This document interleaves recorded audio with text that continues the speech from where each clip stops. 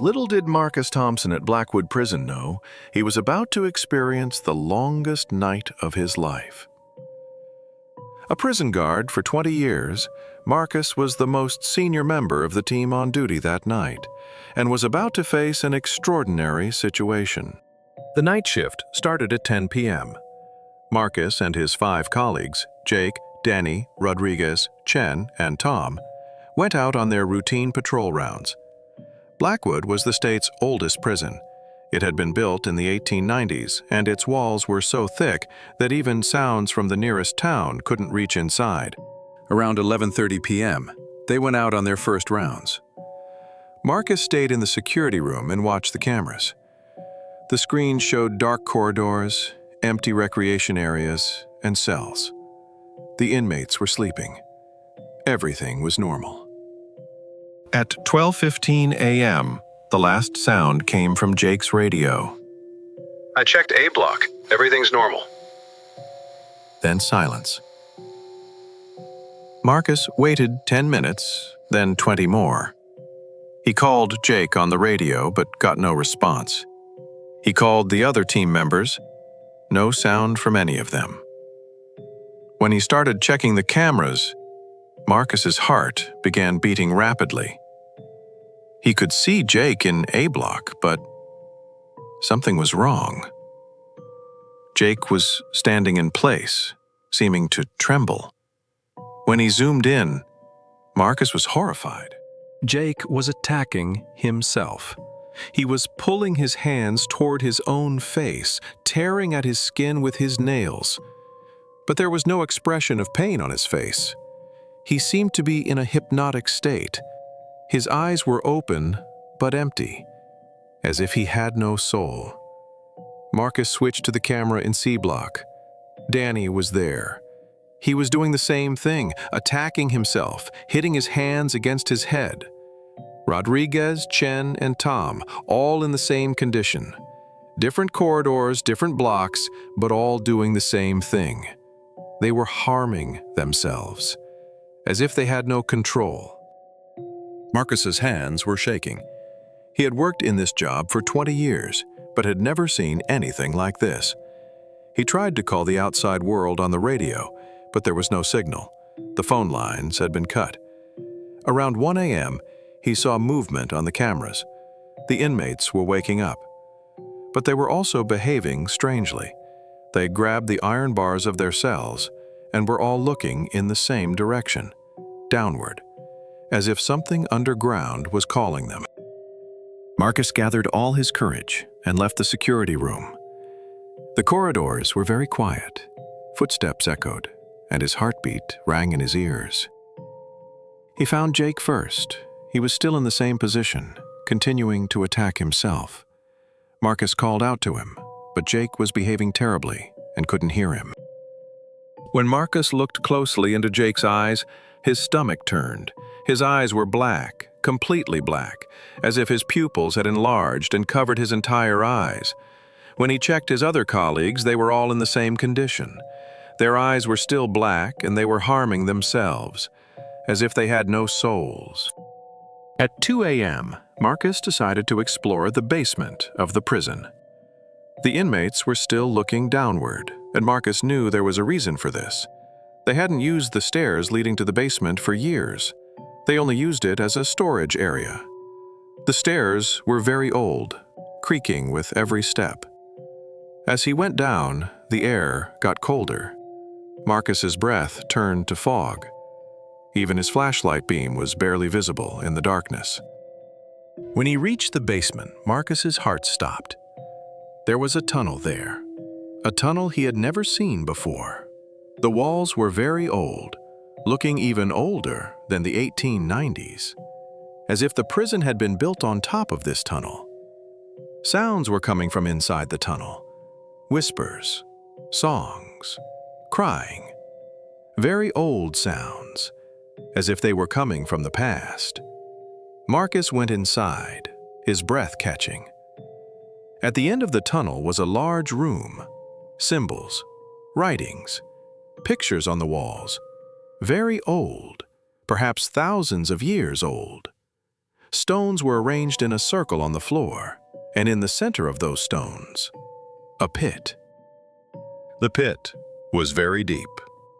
It was impossible to see the bottom, but sounds were coming from inside.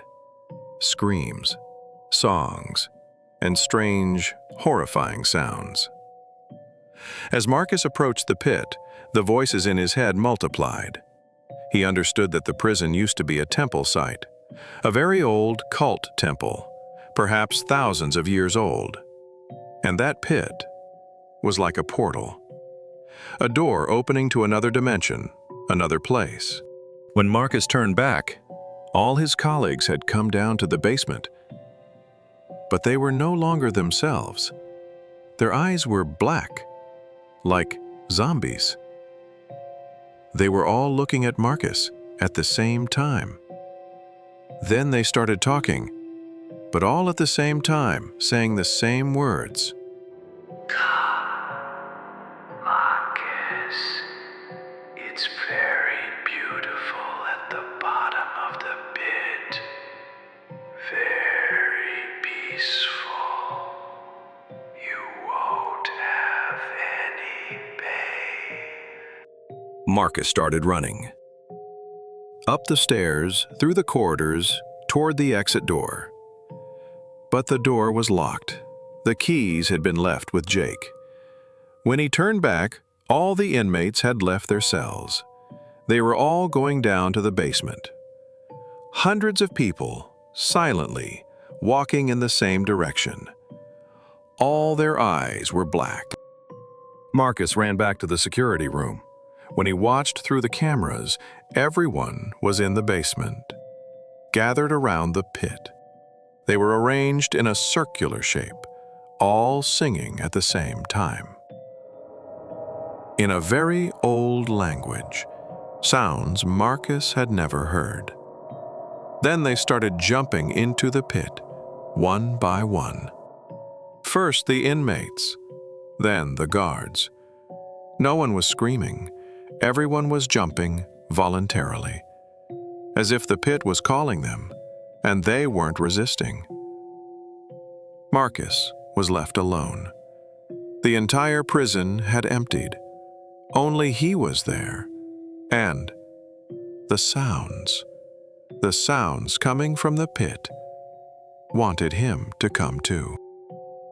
When he went back down to the basement, the pit was glowing. A soft light was coming from inside. The sounds had gotten even stronger.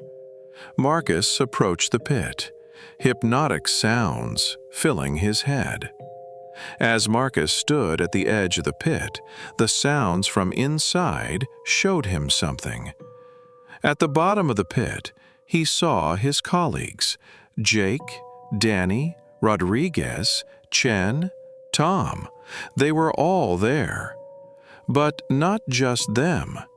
There were hundreds more people, from different periods, with different clothes. As if over the years, people had fallen into that pit, or jumped. And they were all looking at Marcus smiling. But that smile wasn't natural. Too wide, too horrifying. Marcus understood that the pit was a trap. It had been there for thousands of years, calling people, drawing them in. And Blackwood Prison was just a feeding ground. When the pit got hungry, it called the people in the prison. But a horrifying truth came to Marcus's mind. If the pit fed periodically, if it woke up at certain times, then when would the next feeding time be? The people at the bottom of the pit started pointing at Marcus, all at the same time, making the same gesture, pointing upward with their fingers, as if there was something behind Marcus. When Marcus turned around, there was no one behind him. But on the wall, there was a very old writing, written in Latin, but Marcus could read it. Every 33 years, the pit awakens. Next awakening, 2017. Marcus's heart stopped. From 1984 to 2017 was 33 years. The pit was waiting for the next feeding time. But the most frightening thing was something else. As Marcus continued to look into the pit, the people at the bottom began to disappear, one by one, as if they had never been there. Jake disappeared last, but before disappearing, he pointed something out to Marcus. Behind Marcus, next to the stairs, there was a small door, a door he had never seen before. Writing on the door, "Emergency, authorized personnel only." When Marcus opened the door, there was a small room.